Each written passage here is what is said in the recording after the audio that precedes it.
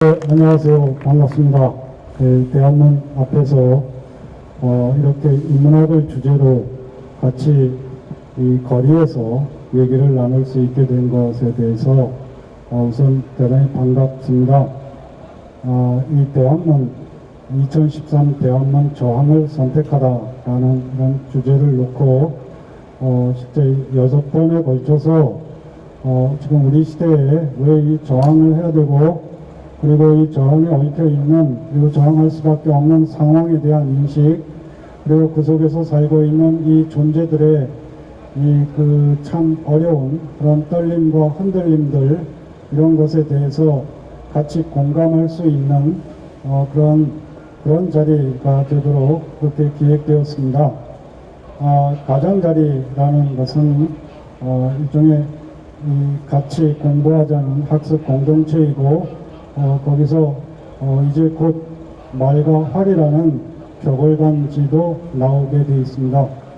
즉 그야말로 이 세상을 같이 지각할 때에 이것은 실상 아리스토텔레스의 말입니다마는 같이 지각할 때에 그것이 바로 동료이고 그 동료의 힘이 이 세상을 바꿀 수 있는 실천력을 가져올 수 있다는 그런 의미에서 이 사유와 같이 사유하고 그리고 실천하자는 그런 목표의식을 갖고 있는 학습 공동체 이름이 바로 가장자리입니다.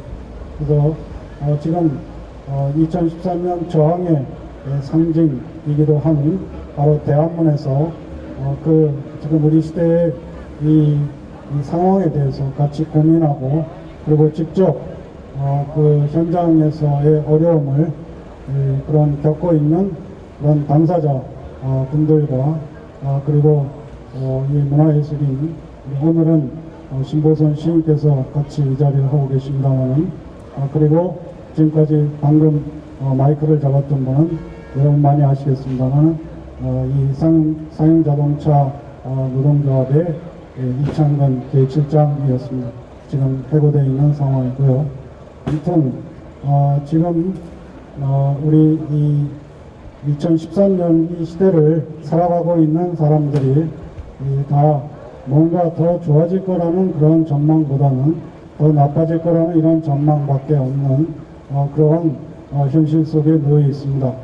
실상 이것은 노동이 특히 분할되면서 포함된 자와 배제된 자로 구분되는 이런 속에서 바로 파견법이라든지 정리해고법이라든지 또 비정규직 법원과 같은 이런 법들이 관철되고 그런 속에서 그야말로 일방 통행밖에 없는 포함되었다가 배제되는 쪽으로만 이런 현실이고 그것이 바로 지금 이 자리에 대한문의 그 가장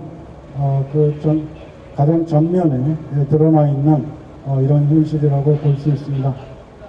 덧붙여서 제가 프랑스에서 오래 살았습니다만은 그 사회에서 얘기하고 있는 한 말씀을 드리면서 오늘 얘기를 시작하려고 합니다. 여러분 아마 라페스트나 또는 이방인 에트랑제를 쓴 알베르 까뮤라는 노벨 문학상 수상자를 아시는 분 아실 겁니다. 그분의 말을 이 자리에서 한번 소개하고 싶은데요. 그는 이렇게 말한 바 있습니다. 우리는 사회 불의보다는 차라리 무질서를 택한다. 그런 얘기였습니다.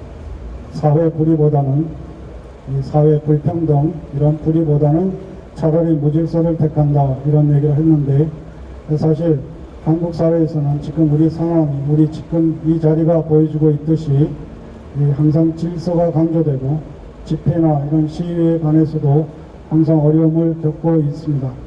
근데 그들은 왜 사회정의가 질서에 우선하는가 라는 이런 말에 사회정의가 이루어진 곳에서 질서를 일부러 어길 사람이 없다는 이런 논리에서 그렇게 말하고 있죠.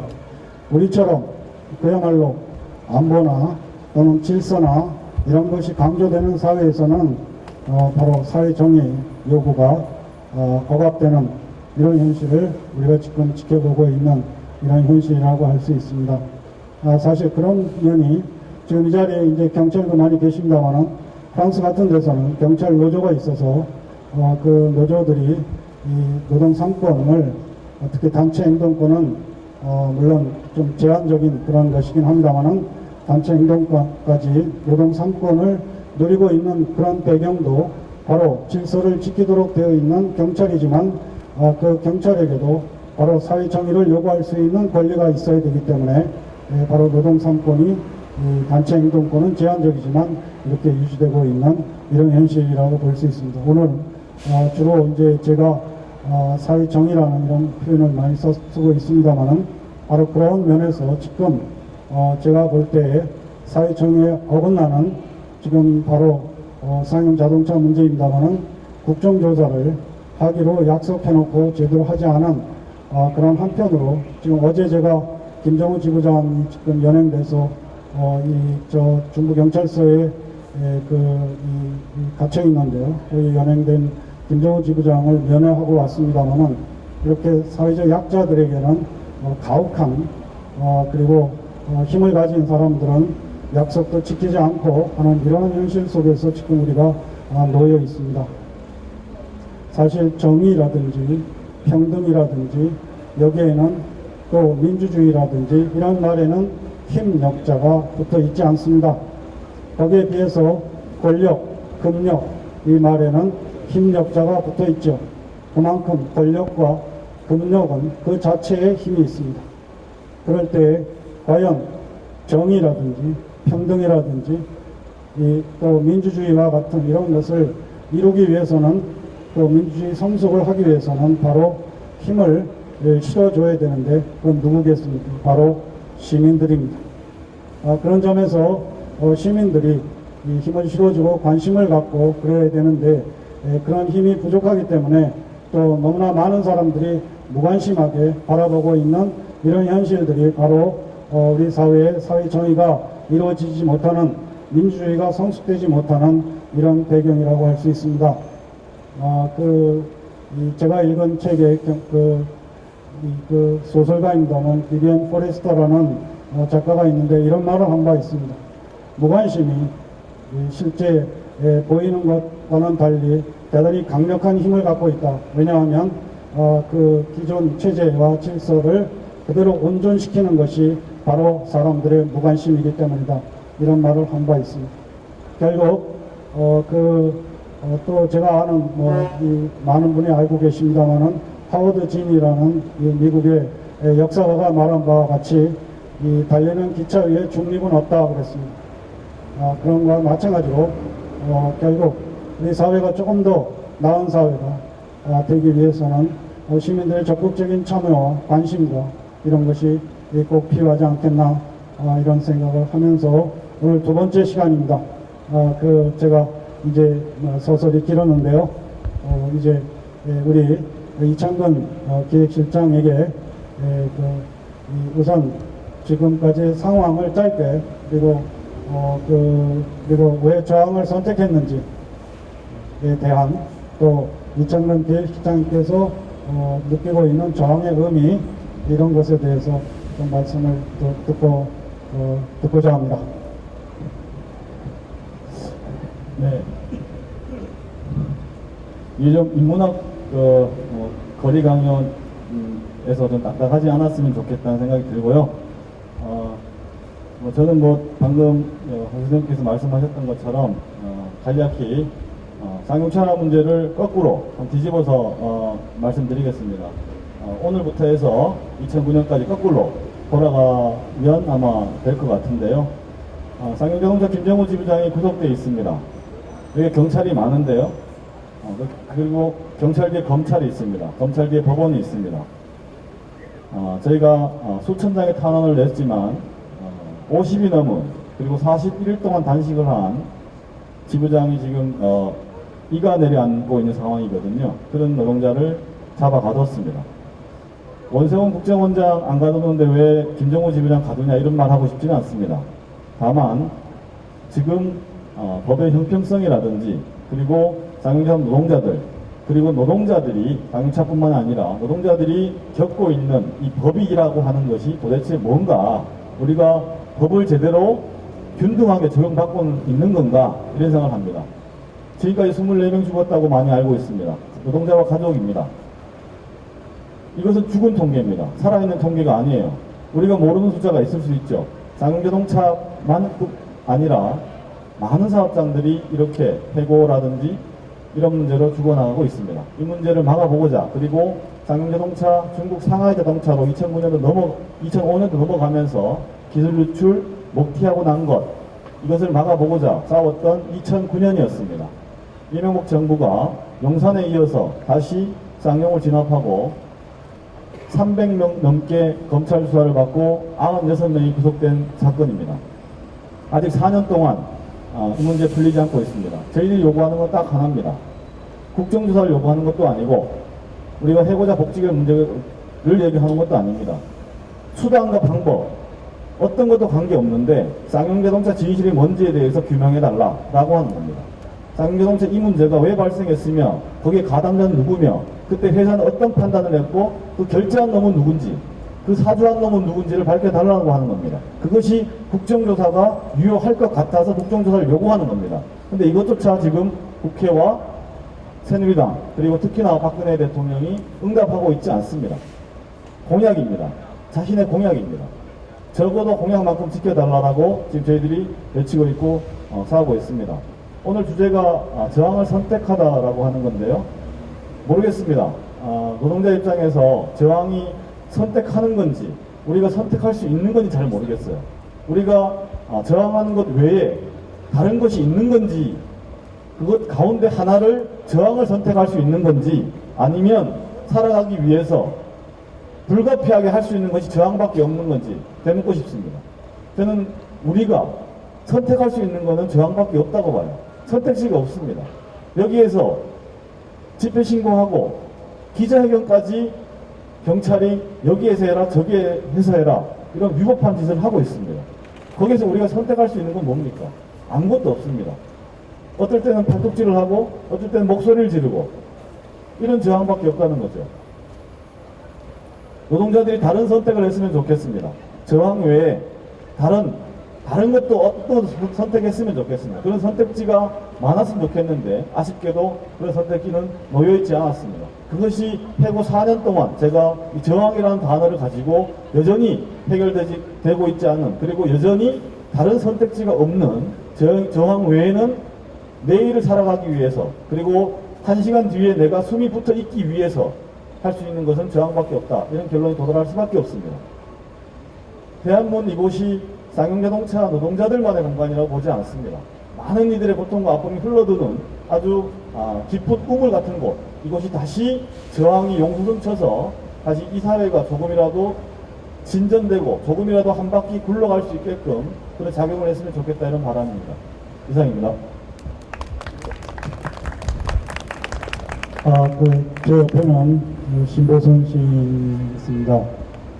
시인이지만 저는 이제 현장에서 주로 뵙고 그랬는데 오늘 이 자리에서 우리 시인께 대한문의 의미랄까 이런 것을 한번 시인의 감수성으로 한번 제가 드리고 싶은 또 예를 들면 우리 뒤에 지금 꽃밭이 있는데 꽃밭이 이 사람을 밀어내고 있는 사람을 이 사람답게 하는 이런 것이 아니고 사람과 사람의 만남을 밀어내는 공간이 되어버린 이런 일도 있는지 이런 것들 같이 곁들여서 한번 말씀을 해주셨으면 합니다.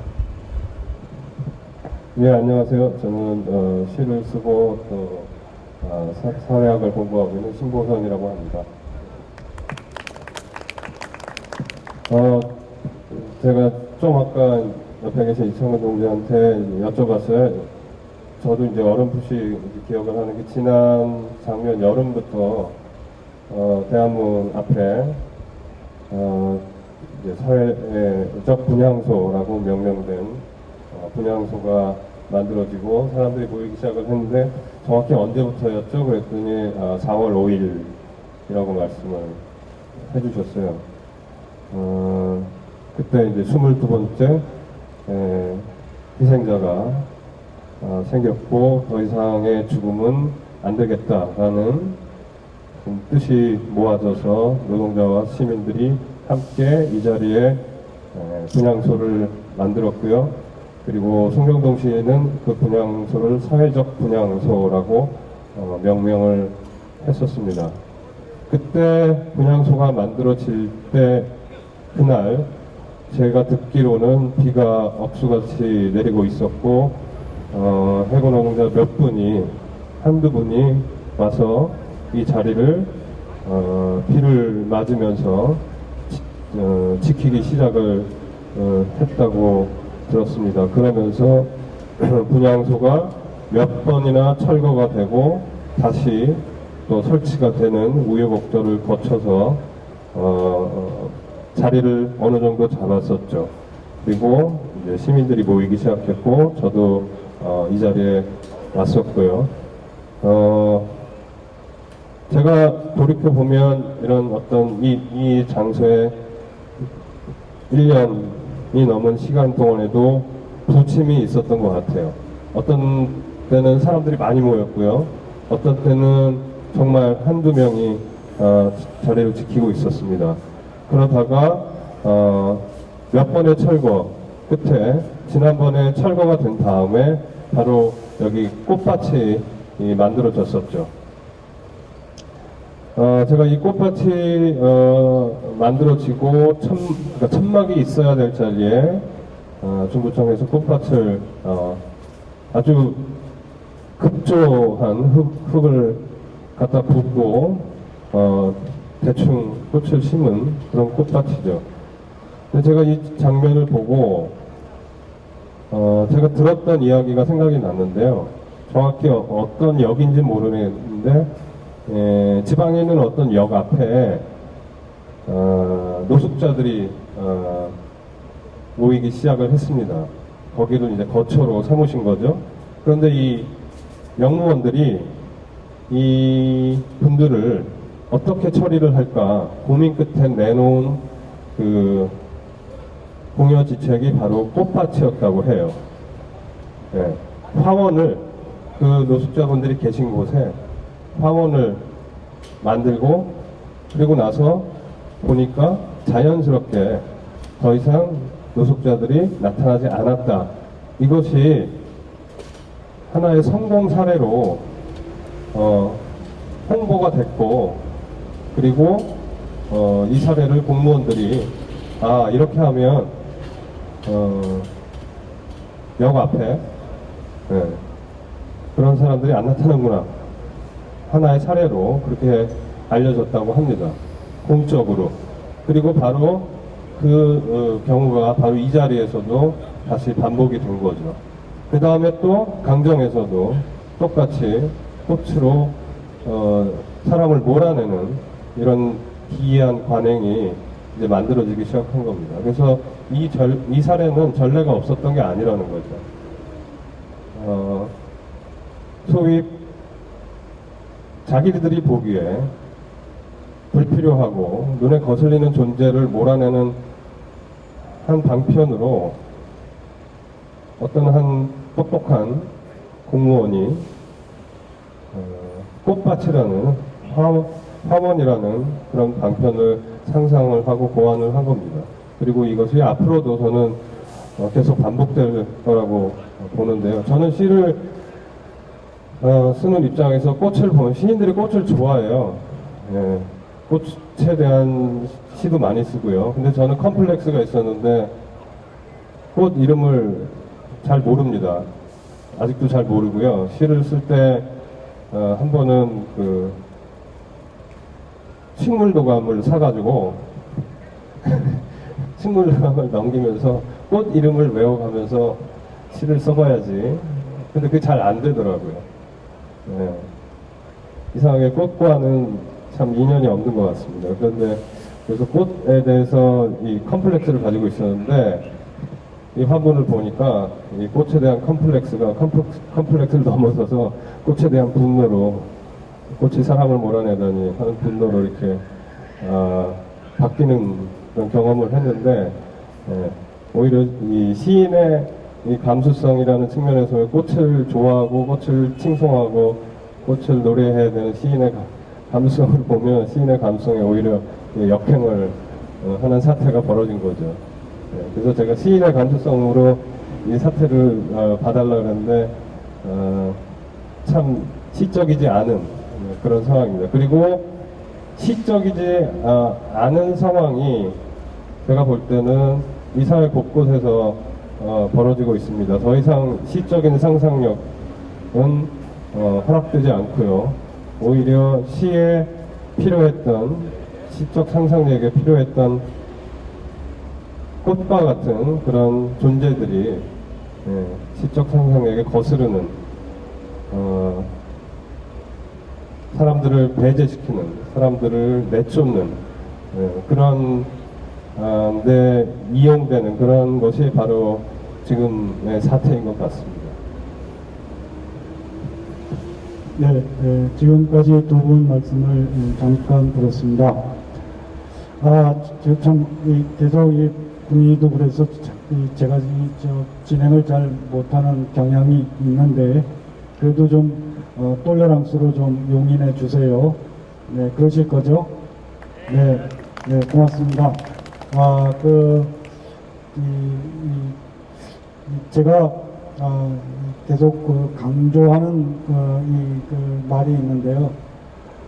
한국에 이게 다른 사회나 마찬가지로 자본주의 사회인데 왜 초등학교부터 배우는 사회 시간에 자본주의를 공부하지 않나 라는 이것이 제가 기회 있을 때마다 말하곤 하는 그런 것입니다. 제가 한국에서 꽤 공부 잘하는 편에 속했는데 바로 그런 걸 공부한 적이 없어요. 근데 제 두 아이가 이제 프랑스에서 공부하는데 옆에서 지켜보니까 그래도 노동의 가치라든지 이 자본주의 역사에 대해서 기본적인 흐름들, 그리고 노동운동의 역사, 노동과 사회 간의 그 자본과의 모순관계, 이런 것에 대해서 초중고 중고등학교 때 나름대로 공부하는 것을 옆에서 지켜볼 수 있었습니다. 우리 이창근 계시장께서 그야말로 선택하는 게 아니고 저항할 수밖에 없는 이런 처지에 있다고 했지만, 실제로 제가 판단할 때 이 실제로 당하고 싸우게 될 때에만 이 저항을 할 수 있는 이런 사회가 아닌가라는 그런 생각이 드는데, 왜냐하면 세상을 이해하는 데 있어서 제대로 이해하지 못하게끔 그래서 바로 이 체제에 자발적으로 복종하게끔 하는 이런 구조가 있지 않은가, 이런 생각을 해봅니다. 이를테면 이 자리에 계신 분들에게 가령 노동은 과연 무엇입니까? 노동자는 또 무엇이고, 이런 우리의 의식 안에 형성되는 노동이나 노동자에 대한 인식 자체가 어렸을 때부터 전혀 달리 그렇게 형성되는 것이 아닌가, 이런 생각을 해봤습니다. 왜냐하면 예를 들면 중학교 3학년 때에 이건 유럽의 경우입니다만은 중학교 3학년 때 벌써 학교 교실에서 모의 노사 협의를 한다든지, 그래서 학생들이 노조 대표도 돼보고 사용자 대표도 돼보고 또 정부 대표도 돼보고 하는 이런 식으로 각자의 처지에 서서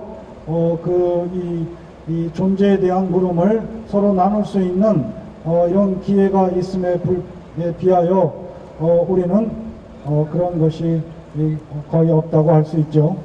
또 제가 옆에서 본 거로는 제 아이들이 고등학교 2학년 때 글 쓴 것 중에 노동조합이 민주주의 발전에 미치는 영향에 대해서 고등학교 2학년 때 글을 쓰는 것을 보면서 뭐라 할까요, 저 자신 되돌아보는 그런 계기를 가졌는데, 말하자면 우리 이창은 계시장은 저항밖에 할 수 없는 선택의 여지가 없지 않느냐라고 했지만, 그것은 결국 당하고 싸운 사람에게만 해당되는, 그렇다면 이 사회에서 그야말로 직접 당하고 싸우지 않고는 이 세상을 이해할 수 없는 이런 구조, 그런 면을 우리가 좀 알아야 되는 것이 아닐까 이런 생각을 해보게 되죠. 그래서 다시금 이제 우리 이창훈 동지에게 이 저항의 어떤 의미랄까, 뭐 이창훈 동지께서는 선택한 것이 아니고 저항밖에 할 것이 없다 라는 그런 표현을 했는데, 그럼 이 시대에 이 저항은 구체적으로 어떤 의미를 갖고 있고 이창훈 동지의 이 존재 자신에게 어떤 의미로 다가오는지, 또 실제 살아가면서 이 저항에 하는 자신을 되돌아보면서 어떤 이 어려움 이런 것은 없는지 그런 말씀을 한번 던져보고 싶어요. 이를테면 이런 것입니다. 우리가 어디 이렇게 이런 자리에서 모여서 같이 어떤 주제를 놓고 얘기를 나누고 또는 어떤 자리에서 같이 회합을 가지고 또 같이 어울리고 하지만 결국 이 자본주의 사회에서 각자 신발을 챙겨 신을 때는 자기 자신의 존재와 맞닥뜨리게 될 수밖에 없는 그랬을 때에 바로 그 부분에까지 우리가 같이 접근할 수 있어야 바로 그것이 오늘 이 자리에 인문학 광장이라고 하는 인문자를 감히 붙일 수 있는 이런 배경이 아닐까 싶어서이기도 합니다. 그래서 좀 어려울 수 있겠지만 우리 이창근 계획실장에게 이 지금 이 저항의 이 시대에서의 의미는 어떤 것이고 그리고 저항은 이 자신이 겪는 내적 어려움이랄까 이런 것들에 대해서 그냥 한번 이 소박하게. 어려운가요? 네, 한번. 어렵습니다. 많이 어렵네요. 잘 모르겠습니다. 잘 모르겠어요. 잘 모르겠고요. 일단 뭐 하루에도 요즘 몸이 좋지 않아서 더욱 그렇지만 수십 번도 그런 생각을 합니다. 도망가고 싶어요. 네. 도망가고 싶은 생각이 많이 듭니다. 그리고 투쟁을 포기하면 어떨까 이런 생각도 많이 듭니다. 포기한다면 비겁한 것 같으니까 잘 어떻게 정리할 수 있을까 이런 생각도 정말 많이 합니다. 몸이 건강할 때는 그런 생각이 안 들었는데 요즘 그런 생각이 부쩍 많이 드는 걸 느낍니다. 그랬으면 좋겠다는 생각이 드는데요. 만약에 여기에 있는 경찰들이 룰을 잘 지키면 어떤 현상이 벌어질까 이런 생각을 해봅니다. 그러니까 고지고대로 법대로만 이 친구들이 하면 어떤 예를 들어서 대한문이 더 사람들로 늘어날까 줄어들까 이런 생각을 한편으로 해봐요. 그 결론은 뭐 각자 몫으로 돌리고요. 저는 개인적으로 그런 것 같아요. 해고되기 전에 세상을 뭐 지금 많이 안다는 게 아니라 훨씬 작은 부분에서 작은 세계에서 살았다고 하면 해고되고 나서 아까 홍세훈께서 말씀하셨지만 나는 그냥 있지만 무수히 많은 나를 공격하는 나를 위해하는 것들과 맞닥뜨리게 됐습니다. 사실 아까 처음에 말씀드렸던 것처럼 쌍용자동차 진실규명 해달라고 하는 요구들 법원, 회사 모든 이 앞에서 얘기하는 과정에서 1차적으로 경찰이 맡고 있고 또 언론이 맡고 있고 여러 가지 맡고 있는 것들을 넘어야 되지 않겠습니까? 담을 넘어서 담 안에서 소리가 안 들리니 그 넘기 위한 과정이었던 것 같습니다. 그 넘는 과정이 저항이 아닌가 싶고 그것을 홍수님 말씀드리니까 맞네요. 선택할 수밖에 선택을 한 것 같습니다. 오히려 저에게 주어졌던 저를 포함한 많은 해고자들 그리고 거리에 싸우고 있는 많은 분들이 겪고 있는 이런 속에서 좀 더 한 발짝 나가려고 하는 거 아니었겠는가 이런 생각을 합니다. 마이크 넘기겠습니다. 예, 제가 어려운 질문을 드렸던 것 같아요. 우리 신보선 시인께서는 그 학교에도 출강을 하시고 그러는데 시간이 나시면 이제 나는 대로 현장도 열심히 찾아가고 그러십니다.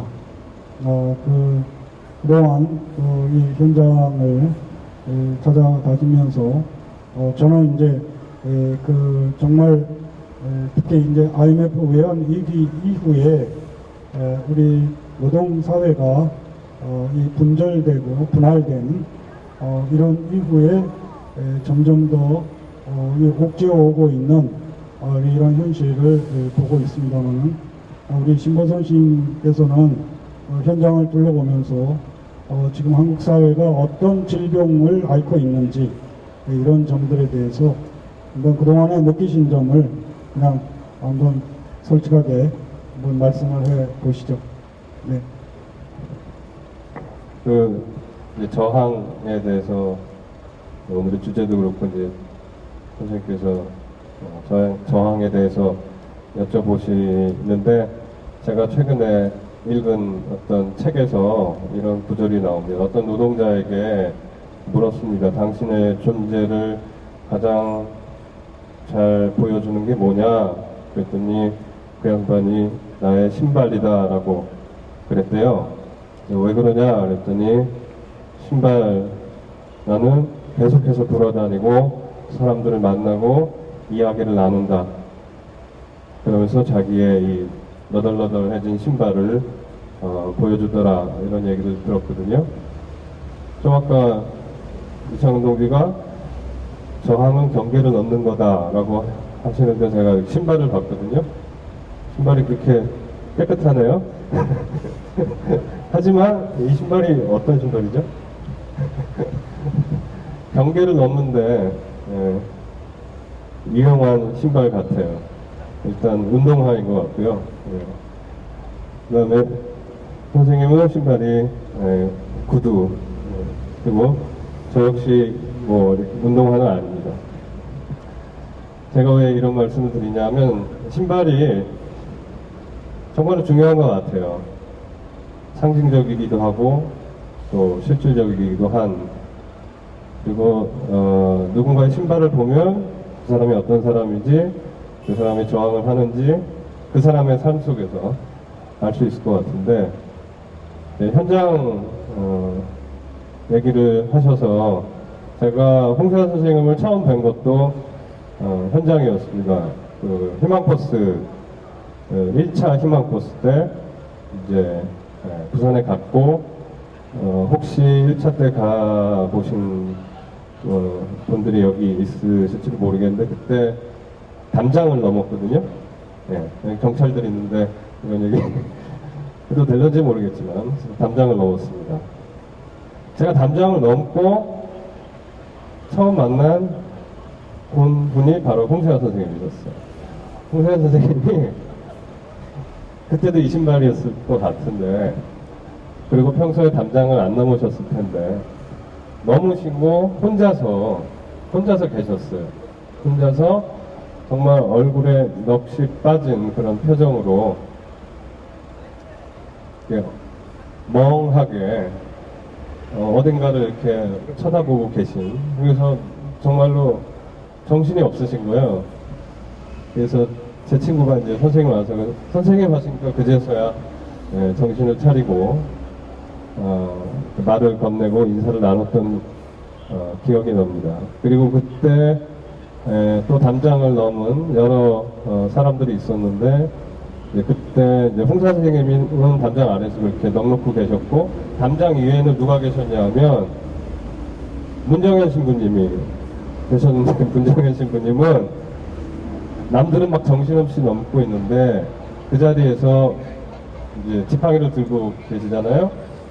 담장 위에 이렇게 서서 지팡이를 짚고 담장 위에 서서 무슨 도사처럼 그렇게 계신 거예요. 그래서 그때 저는 이 선생님의 제가 평소에 흠모하는 두 분의 풍모를 비교해서 볼 수가 있었습니다. 그러면서 현장에서 이제 계속 선생님도 뵙고 또 이창근 동지도 뵙고 했는데 저한테는 현장은 그런 곳입니다. 예.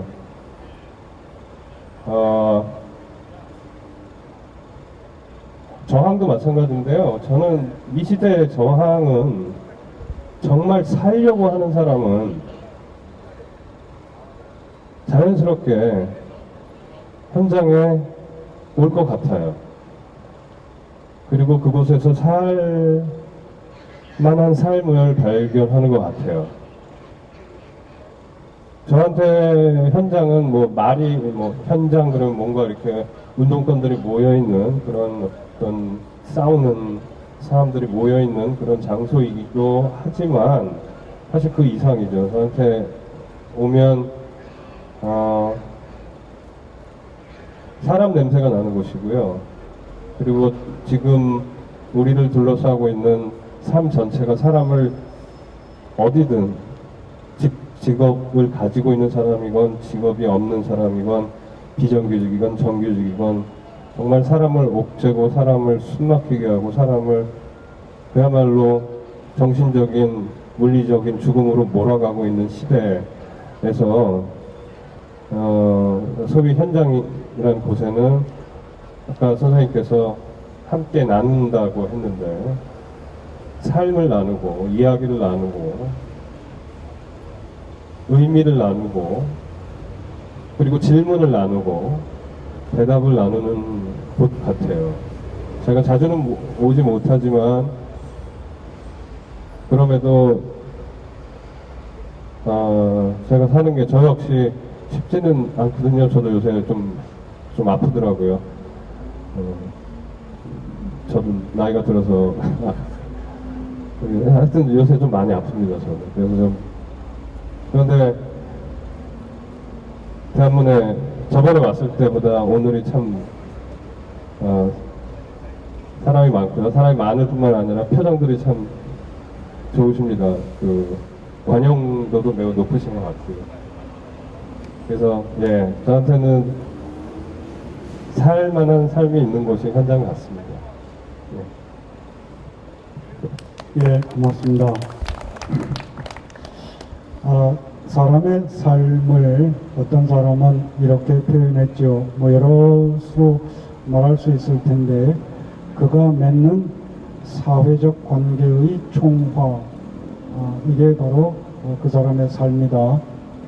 저는 이제 그런 말 하죠. 이제 가장자리라는 그 표현도 이제 거기서 왔습니다만은 거기서 많이 좀 따온 건 이긴 한데 몸자리의 궤적이 그 사람의 삶이다. 여러분의 삶도 여러분이 몸이 놓인 자리의 궤적, 그 발자취가 그 사람의 삶이다. 이런 표현을 썼는데 그래서 저는 이제 가장자리를 선택하는 사람들이 같이 연대하는 의미를 갖고 있죠. 중심은 점 하나뿐이지만 가장자리는 그 평등한 점들이 서로 손을 내밀어서 만나는 선으로 이루어진, 그래서 벼랑 끝으로 떨어지지 않도록 맞잡은 선의 그 의미를 담고 있습니다.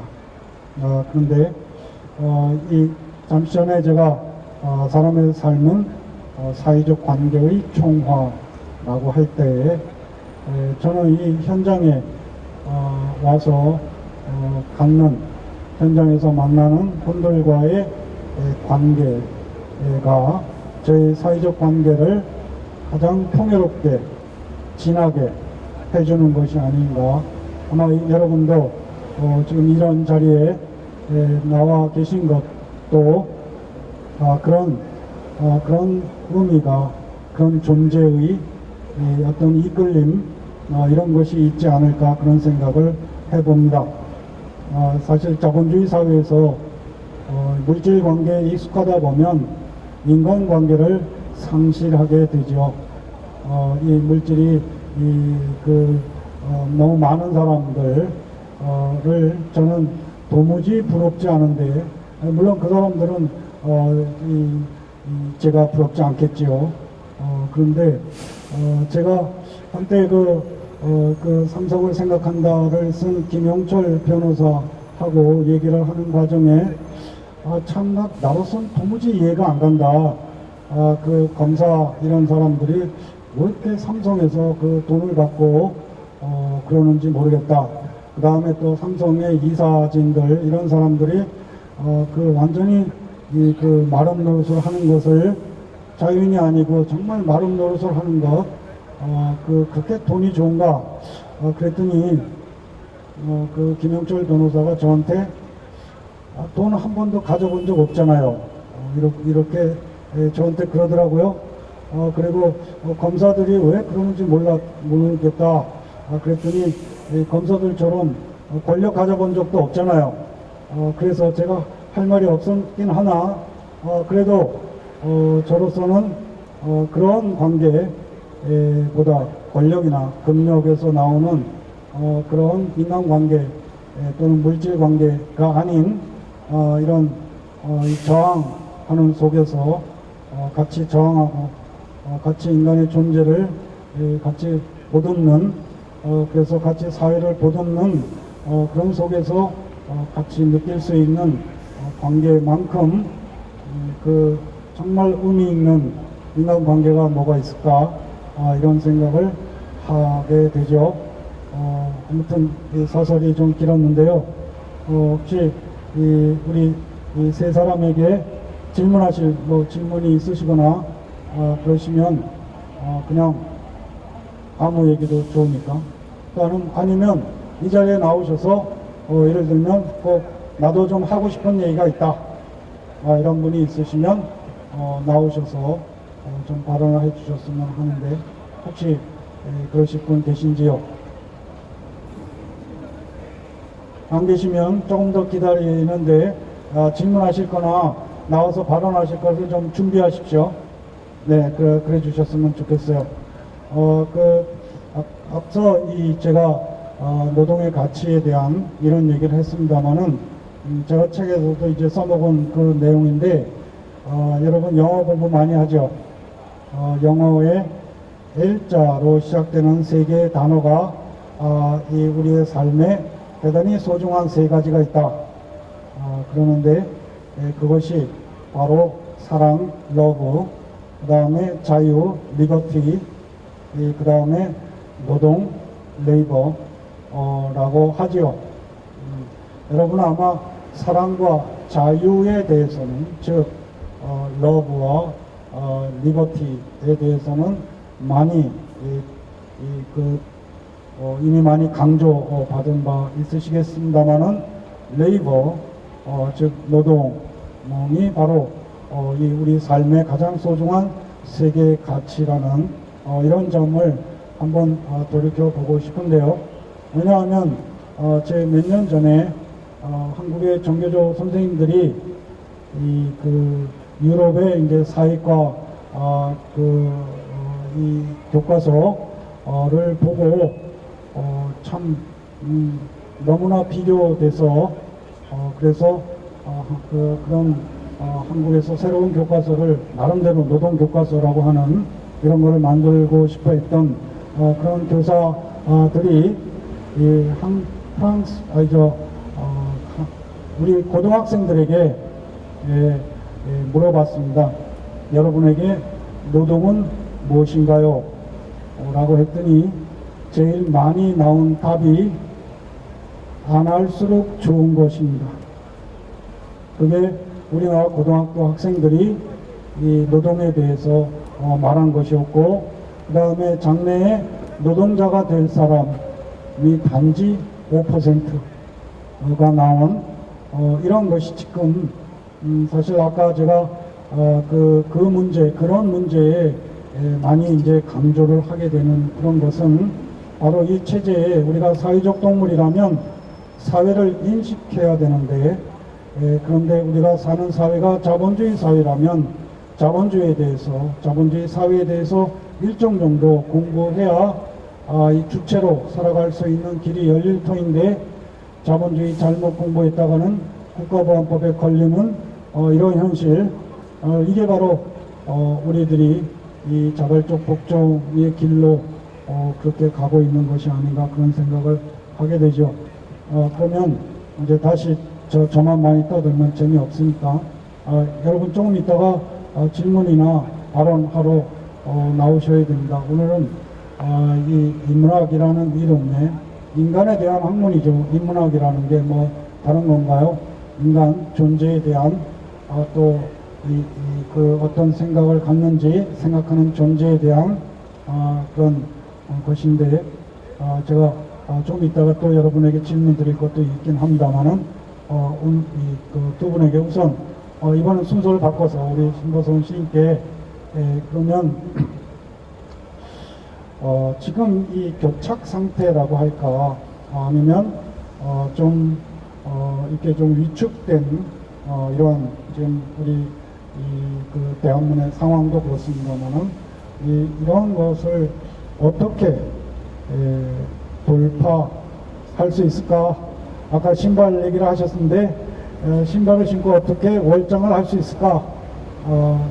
새로운 의미의 그 담 넘기, 경계 넘기 이것은 도대체 어떻게 가능할지에 대해서 한번 문화예술적으로 한번 이 상상력을 한번 말씀해 주셨으면 그냥 생각나는 대로. 문화예술적이라고 그래서 그 해답을 문화예술 하는 사람만 아는 것 같지는 않고요.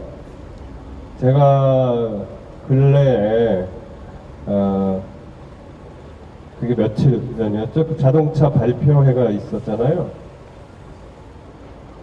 네, AT2만. 네. 그때 제가 못 왔어요. 낮에는 왔는데 정작 그 발표회 때 못 와서 그 발표회 때 사용된 영상을 친구한테서 받아서 봤거든요. 그때 저는 쌍차 해군 노동자분들이 환하게 웃는 모습을 정말 오랜만에 본 것 같아요.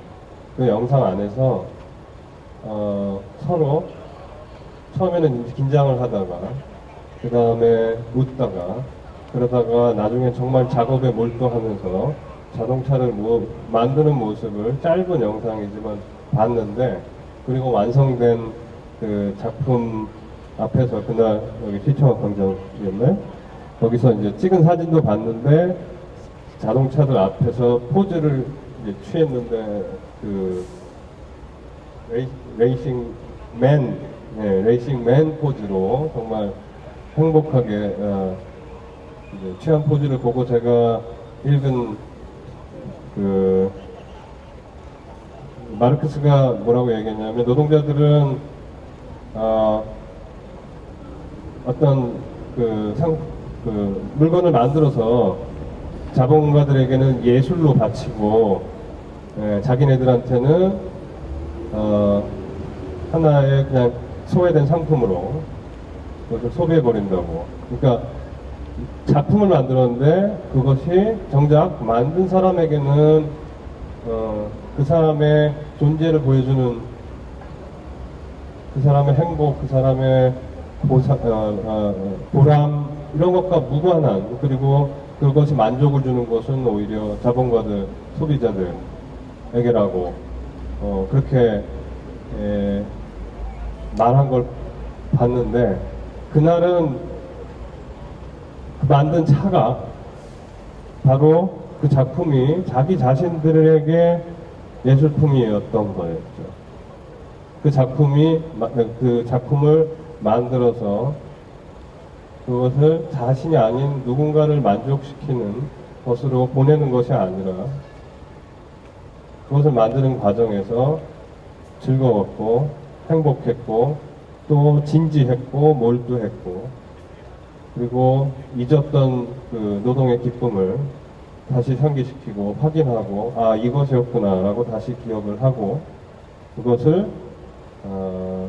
친구들에게 마치 선물로, 뭐 완전히 선물은 아니었죠. 네. 그렇게 선사해주는 그런 과정을 제가 보면서 예술이란 게 바로 이게 예술일 수 있겠구나.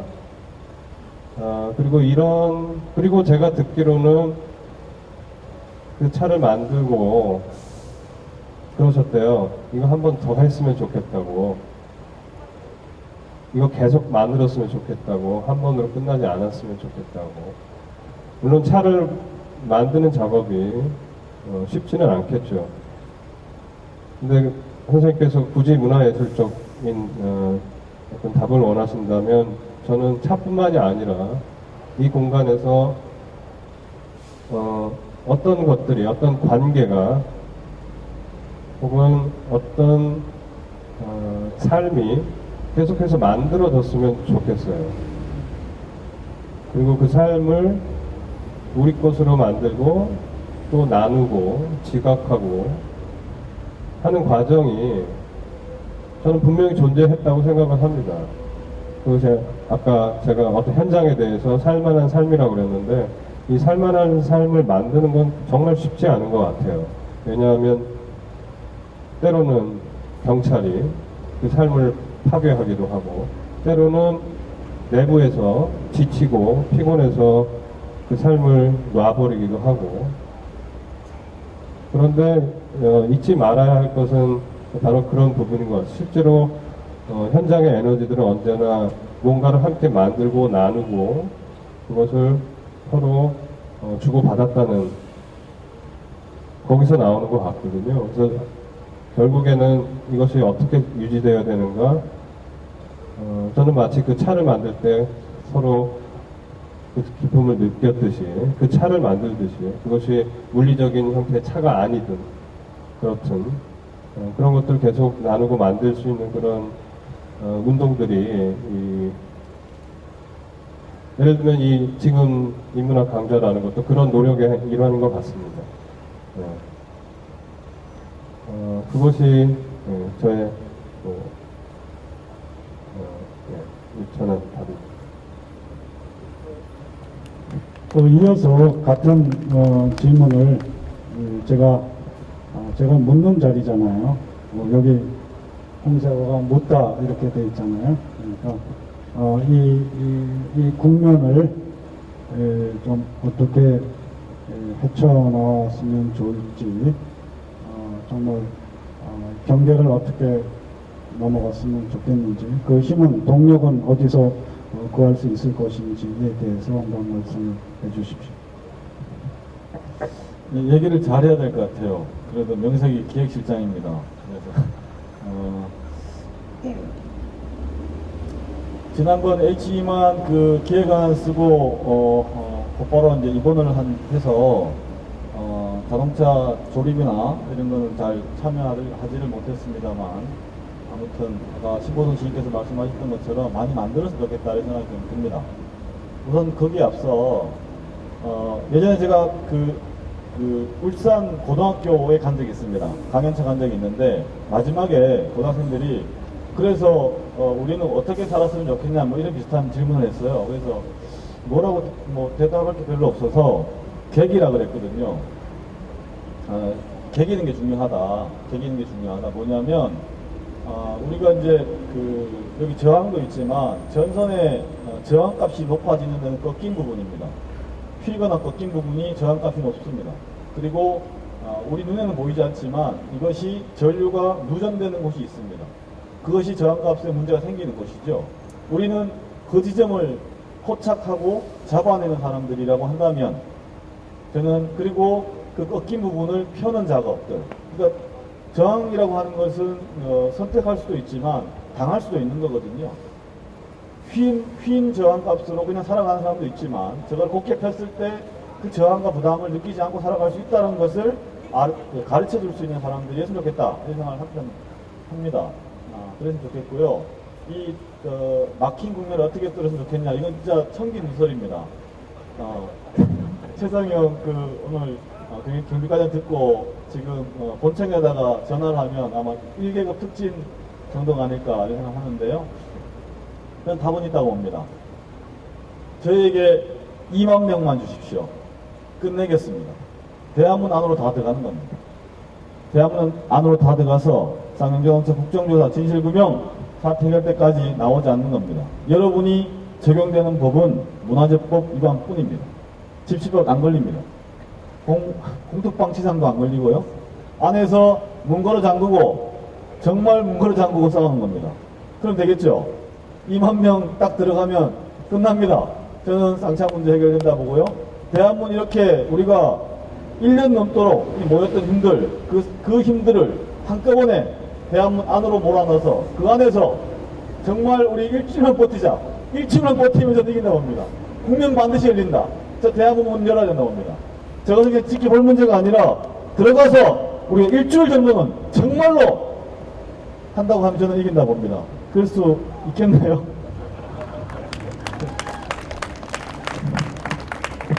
예, 역시 그 기획실장답습니다. 네, 정말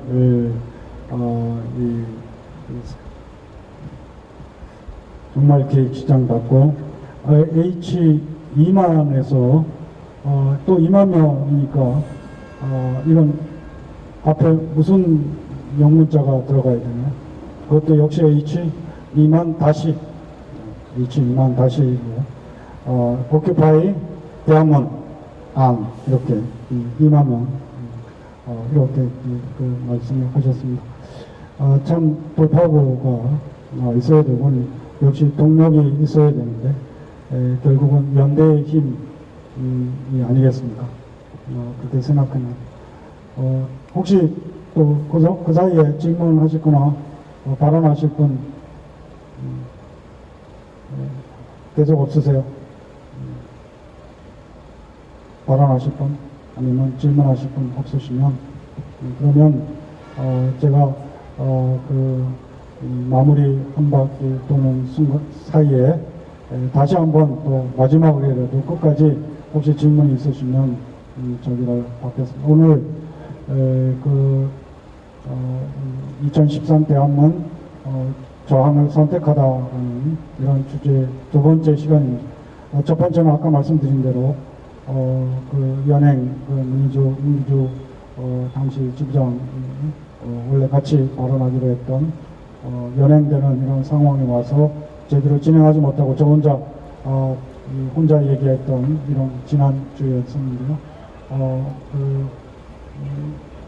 제가 그 가장자리 이름으로 또 인문학 광장의 이름으로 이런 그 가장자리에서 이런 기획을 한 것은 어쨌든 이런 소통의 자리, 만남의 자리, 이것을 저항의 자리인 이 대한문에서 가져보자라는 그런 의미가 가장 컸죠.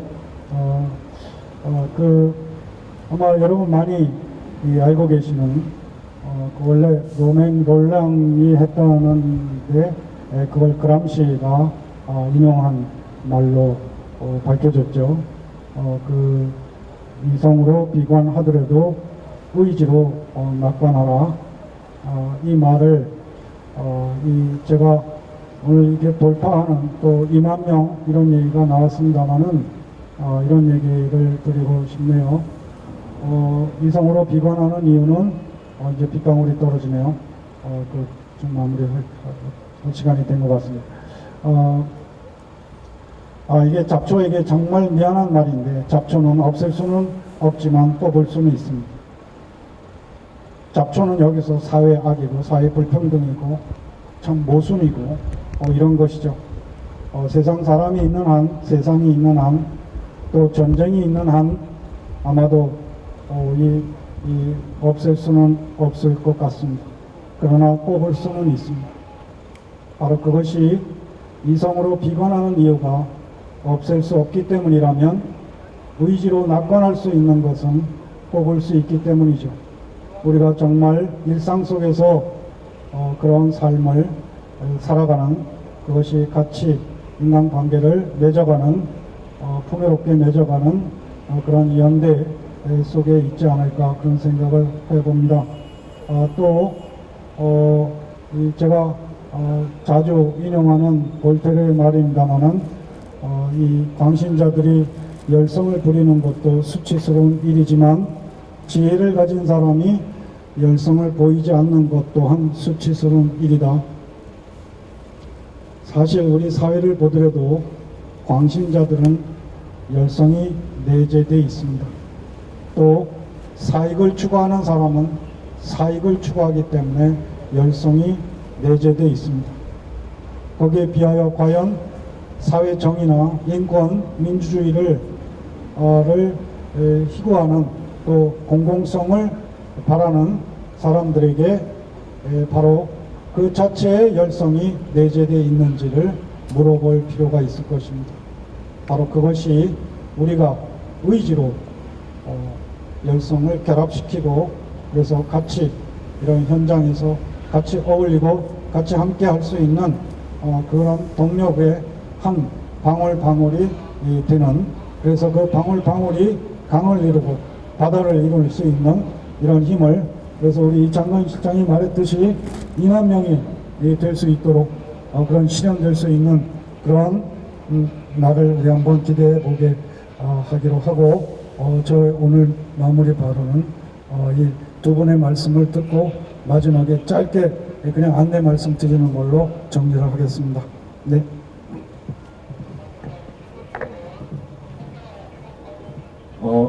네, 인문학 강좌가 잘 되고 있는 것 같습니다.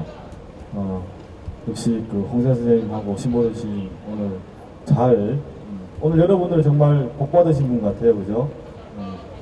돈도 안 들이고 거리에서 비가 오기 때문에 짧게 말씀드리겠습니다. 룰을 지켰으면 좋겠다는 생각 많이 합니다. 룰을 지켰으면 좋겠다는 생각이고요. 제 어릴 때 꿈이 야구 선수였습니다. 지금도 야구공을 98m를 던집니다. 멀리 던져요. 네. 돌 던지면 굉장히 많이 던지면서 98m를 던지는데요. 메이저리그에 그런 얘기가 있다고 합니다. 1루는 훔칠 수 없다는 얘기가 있다고 합니다. 1루는 훔칠 수 없죠. 1루는 도루가 안 돼요. 1루를 도루하면 바보 취급당하거나 욕먹거나 퇴장당하겠죠. 지금 경찰이 그렇습니다. 적어도 지켜야 될 법을 지키지 않습니다. 적어도 허가돼야 될, 적어도 보호돼야 될 우리 공간이 지켜지고 있지 않습니다. 저는 적어도 이런 룰 정도는 지켰으면 좋겠습니다. 자본이 1루를 무단 보루하고 경찰이, 법원이, 경찰이, 검찰이 이런 무법한 질서를 만드는 것에서 게임은 있을 수 없습니다. 방법은 뭡니까? 엎어버리는 것밖에 없습니다. 그런 게임들이, 그런 경기들이 지속된다면 결국 그 판을 엎을 수밖에 없는 거 아니냐라는 생각 가집니다. 아무튼 함께 해주셔서 고맙고 말씀 들어주셔서 고맙습니다. 고맙습니다.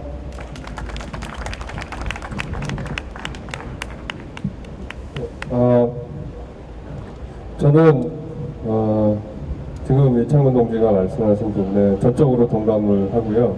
우리는 일반적으로 경찰은 법을 지키는 민중의 지팡이 이렇게 알고 있습니다. 그런데 그것이 지켜지지 않고 있다, 뭔가 잘못됐다 라는 것을 보여주는 것이 바로 이 대한문입니다. 세상에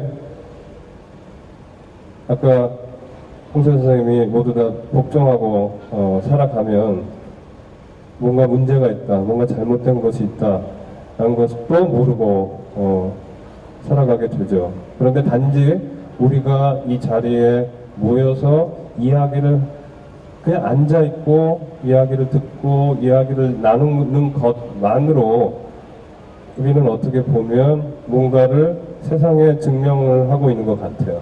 법이 지켜지지 않고 있다라는 것은. 그 단순히 이 자리에 같이 비를 맞으면서 우산으로 지금 여기서 보면 이제 훈훈한 장면이 지금 펼쳐지고 있는데요. 굉장히 훈훈한 장면 같지만 이것이 바로 저항인 것 같습니다. 뭔가를 세상에 뭔가가 잘못됐다라는 것을 입증하고 증명하고 있는 자리가 바로 이 현장인 것 같습니다. 예. 저는 싸우는 그 현장에서 다양한 장면들이 보여지고 또 나눠져야 된다고 생각을 합니다. 때로는 돌을 던질 필요도 있고요. 때로는 몸싸움을 할 필요도 있고 때로는 고성이 오갈 필요도 있습니다. 그것은 분명히 그럴 필요가 있을 때 그래야 하는 것이겠죠. 그리고 그 외에 사람 사는 그런 다양한 모습들이 또 함께 있었으면 좋겠습니다. 같이 먹고 같이 이야기를 나누고 같이 대화를 듣고 같이 질문을 하고 뭔가 잘못됐지, 뭔가 문제지 라는 모색이 이 자리에서 대한문에서 계속 이어졌으면 좋겠습니다. 예, 그런 소망을 말씀드리면서 또 앞으로 이 자리에서 뵐 수 있기를 바라면서 제 얘기는 여기서 마치겠습니다. 감사합니다. 네, 오늘 두 번째 인문학광장, 가장자리 인문학광장이 이제 시간이 이렇겠습니다.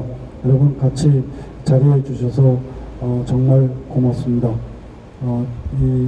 오늘 대한문은 정말 2013년 지금 이 시각에 이 한국 사회의 어떤 저항의 어떤 상징 자리라고 봅니다. 여기 같이 그 동참해 주신 것 자체가 그 자체가 우리 각자의 삶의 의미에 그를 느낄 수 있었으면 하는 바람이고요. 오늘 주로 이제 그 이창근 동지하고 신보선 시인 두 분 같이 나오셔서 정말 고맙습니다. 예. 그러면 다음 세 번째는 박정규 동지와 함께 사내 하청 문제 그리고 비정일지의 주로 이제 울산이라든지 이런 사내 하청 문제를 중심으로 또한 마찬가지로 이 지금 송전탑 철탑에 울산에 올라가 있는 상황이라든지 이런 것을 같이 얘기를 나누겠습니다. 그 역시 저항을 선택한 분들과 같이 공감할 수 있는 기회를 이 자리에서 또다시 갖겠습니다. 그 자리 그때도 같이 해주셨으면 고맙겠습니다. 여기서 마치겠습니다. 여러분 고맙습니다. 네.